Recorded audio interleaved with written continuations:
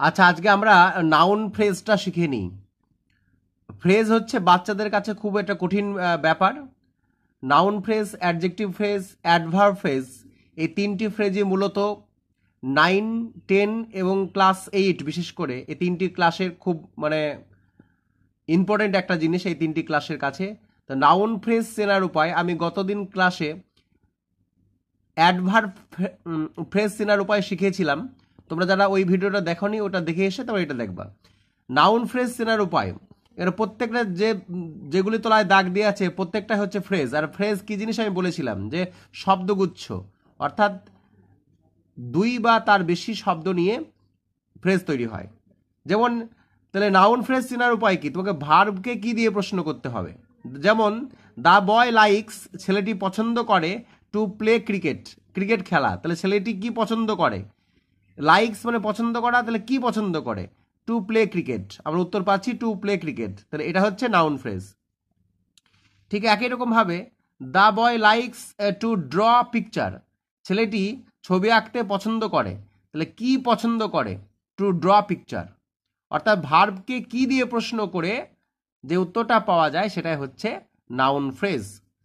The boy likes to work out some, work out সাম, ছেলেটি অঙ্ক কষতে পছন্দ করে। তো কি পছন্দ করে, টু ওয়ার্ক আউট সাম, সাম মানে অঙ্ক, তোমরা সকলেই জানো। তারপরে the boy enjoys watching TV, ছেলেটি কি উপভোগ করে, এনজয় করা মানে উপভোগ করা, ওয়াচিং টিভি অর্থাৎ টিভি দেখা। The boy enjoys reading story book, ছেলেটি গল্পের বই পড়া উপভোগ করে, তাহলে কি উপভোগ করে, রিডিং স্টোরি বুক। ঠিক একইভাবে the boy enjoys playing with his friends, তাহলে কি এনজয় করে, তাদের বন্ধুদের সাথে খেলা করা পছন্দ করে বা এনজয় করে। তাহলে দেখো প্রত্যেকটা আমরা ভার্বকে কি দিয়ে প্রশ্ন করছি, উত্তরটা আমরা পেয়ে যাচ্ছি, সেটাই হচ্ছে নাউন ফ্রেজ। ঠিক একইভাবে he is drinking a cup of tea, সে এক কাপ চা পান করছে। তাহলে কি ড্রিঙ্কিং, সে কি ড্রিঙ্ক করছে বা সে কি পান করছে, এ cup of T.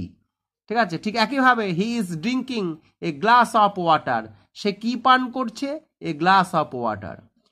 He is drinking, সে কি ড্রিঙ্ক করছে, এ বোতল অফ সফট ড্রিঙ্কস। তো আমরা দেখো প্রত্যেকটা কি দিয়ে কিন্তু উত্তর পেয়ে যাচ্ছি। তাহলে ভার্বকে কি দিয়ে প্রশ্ন করে যে উত্তরটা পাওয়া যায় সেটাই হচ্ছে noun phrase. He hopes to meet his friends, he hopes, সে কি আশা করে, হোপ মানে আশা করা, তার বন্ধুদের সাথে দেখা করবে। হি হোপস টু ডু বেটার, সে আরো ভালো করবে এটা আশা করে। তাহলে সে কি আশা করে, কি আশা করে, হোয়াট ডাজ হি হোপ, সে কি আশা করে, টু ডু বেটার, সে আরো ভালো হবে। He hopes to get his homework done, সে আশা করে তার বাড়ির কাজটা সে করবে। তো এটা হচ্ছে, তাহলে কি আশা করে, উত্তর হচ্ছে এটা। তাহলে এতক্ষণ আলোচনায় আমরা শিখতে পারলাম যে ভার্বকে কি দিয়ে প্রশ্ন করে তবেই কিন্তু নাউন ফ্রেজটা চেনা যায়। To do better is my ambition, is my ambition, তাহলে আমার লক্ষ্যটা কি, টু ডু বেটার, আরো ভালো করা। তাহলে কি করা, কি করা, আরো ভালো করা।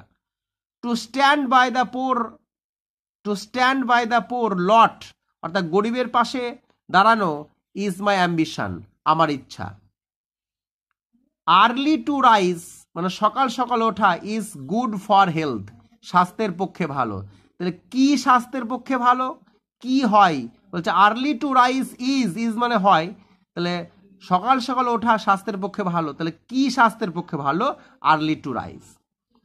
To walk in the morning is good for health. দেখবা এছাড়া যে লাইনের, যদি কোনো লাইনের প্রথমেই তলায় দাগ দিয়ে থাকে সেটা সাধারণত নাউন ফ্রেজই হয়। ঠিক আছে, কারণ নাউন সাবজেক্ট হিসেবে ব্যবহার করা হয়, কিন্তু অ্যাডভার্ব বা অ্যাডজেক্টিভ ফ্রেজ এগুলো কোনোদিন সাবজেক্ট হিসেবে ব্যবহার হয় না। যেমন আর্লি টু রাইজ, দেখো এটা লাইনের প্রথমেই দাগ দেওয়া আছে, এটা মানে অনায়াসে এটা নাউন ফ্রেজ হবে। Early to rise is good for health, তাহলে কি স্বাস্থ্যের পক্ষে ভালো, আর্লি টু রাইজ, এটা হচ্ছে উত্তর। অর্থাৎ কি দিয়ে প্রশ্ন করে আমরা উত্তর পেয়ে যাচ্ছি।